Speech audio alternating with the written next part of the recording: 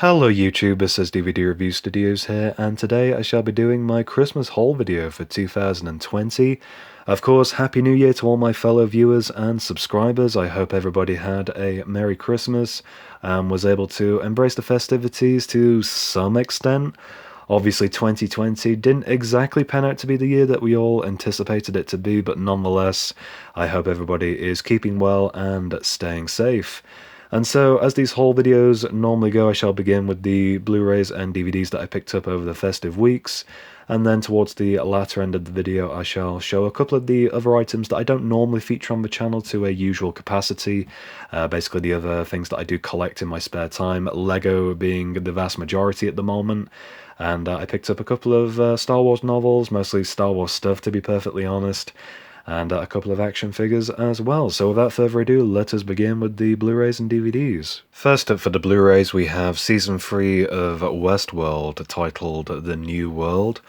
And overall this season was very good. It wasn't the usual length of the norm that we've come to expect with Westworld from Season 1 and 2. Only 8 episodes rather than 10, which was a little bit disappointing, but for the story that they told, I can respect how they perhaps wanted to shorten it a little bit.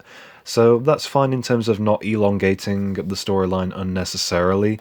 And the direction that this story went in was kind of predictable in some areas, but then unexpected in terms of the twists provided. There's a little bit of foreshadowing towards the latter stages of Season 2 as to what we can expect in this third season, where the host/android characters escape the Westworld park and end up in the real world. And so the story goes with them now indoctrinating human life, as it would be, and trying to basically save their species as androids, as though they really do have a conscience to that comparison of the human race. And these philosophical questions that are provoked of what does it mean to truly be free, I love those kind of connotations that are attached to the idea of an android actually having these perceptions on reality. Overall, this season was very rewarding in terms of the twists, particularly with the character of Dolores. I thought overall, in terms of characters that did stand out compared to what they previously were, Charlotte Hale, portrayed by Tessa Thompson, was a very neat surprise and also had a couple of twists attached to her. And Aaron Paul actually joined the cast this season, and he portrayed a fantastic character throughout and was overall very enjoyable as well to see on screen in a different show other than Breaking Bad. So Westworld, I would highly recommend the series. The only disappointing thing about this Blu-ray is that they've kind of cheapened out on us this time round. They've actually just scaled it down to a standard sort of Blu-ray case box set, rather than the proper box sets they did for the other two seasons with the nice sort of glossy finish and embossed artwork, which for Season 2 I particularly liked. But yeah, either way, that is Westworld Season 3, a show that I would definitely recommend.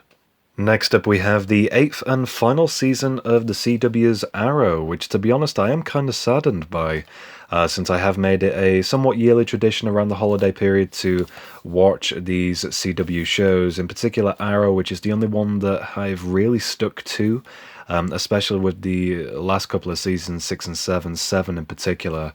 Definitely drawing my interest, and I'm sad to see the show go. From what I've read, this season wasn't even really supposed to have been conceived anyway. The contents of it were originally intended for the 7th season to then be the final season.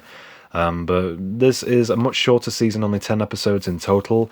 I've not seen this as of yet, but I'm looking forward to checking out what they have in store for Arrow's departure. And fingers crossed it will be a rewarding ending at that. So that is Season 8 of Arrow.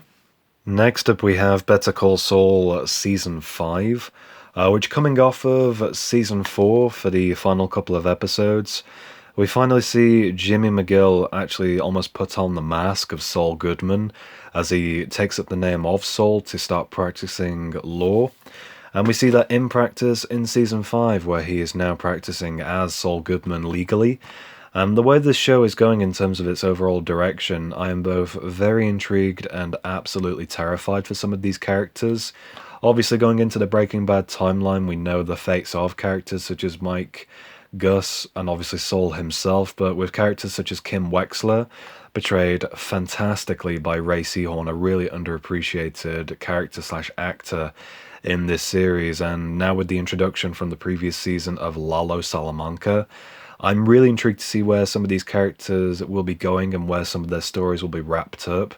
Especially Nacho Varga as well, which is another really underappreciated actor slash character, Michael Mando, who portrays that character. I absolutely love what they have done with Nacho throughout this series. Season 5, overall the quality in terms of writing, cinematography, etc., the way this show has been going in terms of its overall direction has been absolutely exhilarating, especially those couple of episodes where Jimmy gets way in over his head to try and get more money and ends up getting mixed up with Nacho and Lalo. The episodes where he is stuck in the middle of the desert with Mike, who becomes almost his savior. Those episodes where you see him really struggling on the bitter end of almost actually dying.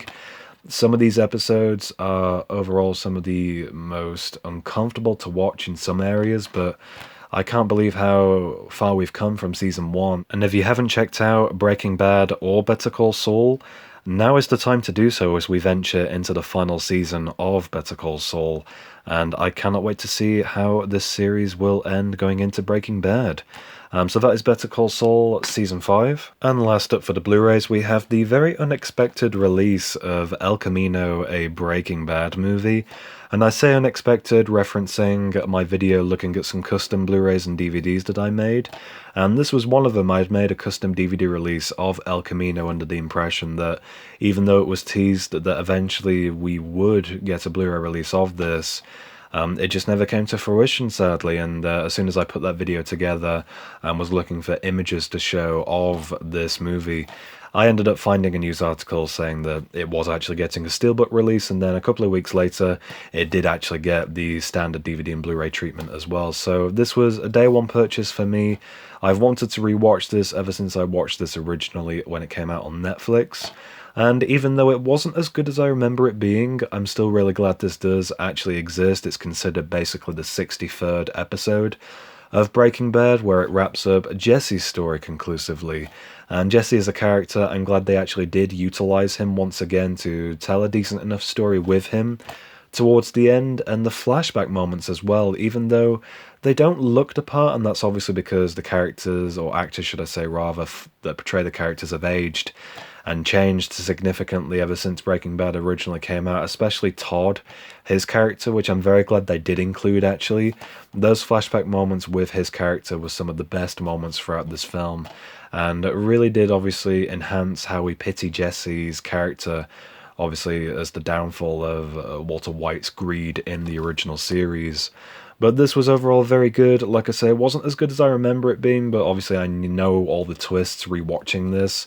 But they were still very good, and for a first-time watch, I don't think you can really go wrong with this. So if you're a fan of Breaking Bad and Better Call Saul, this is definitely an ideal watch for you. So that is El Camino. And to round off this segment of the whole video, we have a couple of DVDs, the first of which is Wentworth Prison Season 8 Part 1.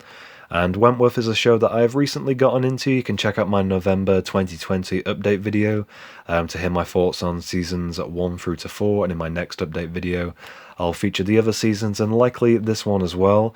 I've not seen Season 8 as of yet, but it's rumoured that this is actually going to be the final season, and so with this obviously being Part 1, the next season I suppose we can expect to be the final season.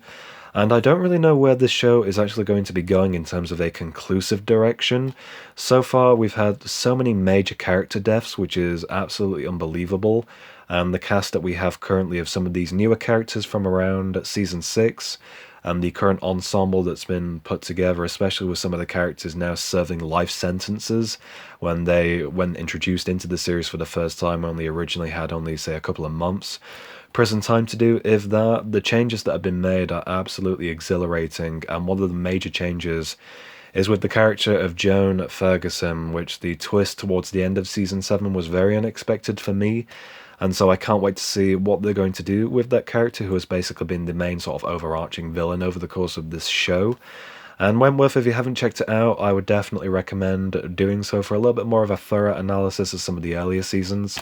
You can check out my update video like I said before, but yeah, you'll likely see this featured again, and I'm very intrigued to see where Wentworth is heading. So that is Wentworth Prison Season 8 Part 1. And last up for the DVD pickups, we have the complete series 1 through to 7 of Malcolm in the Middle.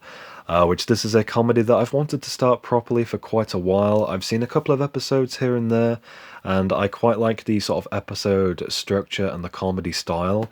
And with Bryan Cranston portraying a major role throughout this as well, that was all the more reason for me to pick this up. And I got this over Amazon for around, I think it was around £35 to £40 in one of their Black Friday deals. Since the pricing on this, it was sat towards around 60 to 70, which is kind of crazy in my opinion. So I'm glad I got this for a little bit of a discount here, and yeah, I cannot wait to open this up and check this out once I'm ready to do so. So that is the complete series of Malcolm in the Middle. Similarly to my Christmas haul from last year, I actually picked up quite a few Star Wars books. And over the course of this year, since obviously living through 2 lockdowns, working from home, not being able to go out as the norm and socialize with friends, etc., I found myself looking through my book collection and basically trying to finish off things that I'd either half read over the years or things that I'd put on the back burner, and quite a few of those were Star Wars novels that I picked up in the last sort of year or so. And I worked my way through those and pretty much instantly read the majority of them. And the Thrawn books were from the new sort of canon, were very good in my opinion, and so I really wanted to delve into the previous works of Timothy Zahn. And high up on that list was, of course, the original sequel trilogy, before obviously Disney decanonized and considered these kinds of books legends, compared to the shitefest that we got of a sequel trilogy. With how things transpired with the sequel trilogy movies, I really do hope that these will basically replace those memories in my mind, and so I'm very much looking forward to checking these novels out in the near future. And I may be jumping the gun a little bit, but I did grab the Thrawn duology as well, which is basically a follow-up to the Thrawn trilogy to my understanding. So we have Spectre of the Past, which is part 1 of The Hand of Thrawn, and then Vision of the Future, which Spectre of the Past was actually really difficult to get hold of. I grabbed this from Forbidden Planet, I think it was in the end. It was only about £4 or £5 delivered, which wasn't too bad. The rest of these I picked up over Amazon if you were interested in grabbing these for a fair price. My brother ended up surprising me with this Star Wars Encyclopedia, which is literally called The Star Wars Book. And this is basically a guide to the current new canon, I guess you could say, so it does delve into quite a lot of detail, but what we were joking about was really how long is this actually going to stay relevant for, I guess you could say, with rumours of the sequel trilogy being decanonized and stuff like that, which really wouldn't surprise me with how disappointing those movies became over time, which is a real shame. There's loads of absolutely fantastic sort of character-specific moments throughout this book. One that caught my attention, which I'm trying to find now, I think it was page 132. Wasn't far off, page 138. I love pages dedicated to specific characters and their character roles, specifically within the Empire, such as Grand Admiral Thrawn, the intellectual, Director Orson Krennic, the architect of the Death Star, I guess you could say, since he was primarily involved, him and Galen Erso, to put the Death Star together in the new canon. So stuff like that I thought was very neat in terms of how this book is actually set out. And there's loads of fantastic sort of specific pieces done throughout this. One that did catch my eye as well was towards the latter stages of the book, and that was the stuff relating to bounty hunters. So we have a page there dedicated to the Hutt clan, and then bounty hunters or predators for hire, I guess they term it as. And I appreciate how some of the lesser known characters are highlighted in this book, so Zam Wesell from Attack of the Clones, Latz Razi from the Clone Wars, IG-11 from the recent Mandalorian series, and then characters like Cad Bane get a little bit more space in the book, and then obviously on the following page somebody of Boba Fett's caliber gets an entire page dedicated to them. So the amount of detail that I managed to squeeze into this book, it's overall quite interesting and definitely will make for an enjoyable flick through now and again. Since I really enjoyed playing through the Knights of the Old Republic video games this year, I decided to grab a couple of these Black Series figures of Darth Revan and Darth Nihilus, which surprisingly, Nihilus is a recent release under Disney, considering these characters are now no longer canon. That was definitely a welcome surprise, which gives me hope that under this Gaming Greats title, we'll hopefully get more Knights of the Old Republic characters in the near future, but for now, these will suffice, and I'm very much looking forward to having these on display. Next up, we have a couple of LEGO models, the first of which is the Armored Assault Tank from Clone Wars Season 7, which I did pick this up in all honesty for the figures that were included, especially that Season 7 incarnation of Ahsoka, and the Clone Trooper with the Ahsoka markings is a neat touch as well. So I look forward to building this in the coming weeks. I also picked up this Boba Fett display helmet, which is part of a new product line that LEGO is somewhat testing the waters with to engage interest from an adult demographic of collectors, and so with that in mind, they've marketed this as an 18+ set to my surprise. And even though obviously anyone under the age of 18 could likely put this together, it's still a surprise and really does open this up to a new demographic of collectors and fans, obviously, of LEGO in general, that may want something like this as a collector's piece, a display item for their desk or something along those lines. That's certainly what I will be doing with this anyway. And this looks absolutely incredible. They've really captured all the major details of Fett's helmet, especially the rangefinder. And I really do quite like how they managed to get the stripes done on the side of the helmet as well, which is literally bricks turned sideways and then clipped in on the inside, which was a really neat build technique. And they somewhat managed to try and get the dent in his helmet there. Obviously, that's probably not going to be the best thing to capture in this scale, but overall they've done a really great job, and to kind of show the inner workings of this as well, just to remove a cheek panel. That gives you an idea of the build on the inside, since obviously there's quite a few bricks that make up the shaping of this and keep it together with the display stand intact there as well. So overall, this has actually turned out really well. I'm actually kind of surprised at how addictive this kind of style of build is, since I really do now want to grab the other two that came out with this at the same time, the Stormtrooper and the TIE Fighter pilot. I hope that one day they'll do a Darth Vader.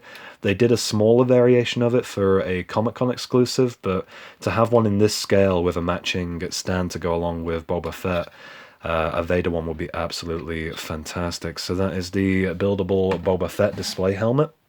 And the last item for this whole video, and I guess the major purchase of the year, was the Jurassic Park T-Rex Rampage LEGO set, which is something that I've been after for quite a while. And ever since I first saw this release, I knew I had to get this in the collection at some point. And I saw this for 40% off the retail price and just had to grab it for that discount. I don't know whether or not this is retiring or something along those lines, and that's why there was such a hefty discount off the retail price, but this looks absolutely incredible, and I cannot wait to have this on display at some point in the near future. So thanks for watching my Christmas haul video for 2020. I hope you enjoyed. If you did, be sure to leave me a like down below. Let me know in the comments what items that you grabbed for Christmas this year. As always with these end of year kind of round-offs, I really do appreciate everyone that has tuned into the channel this year, every new subscriber, like, comment, criticism. It is very much appreciated.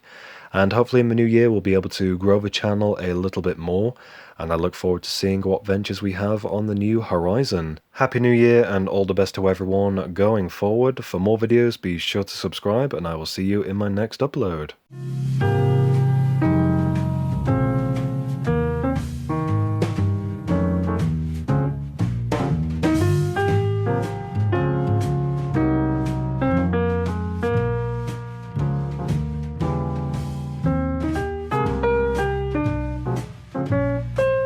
Are you threatening me?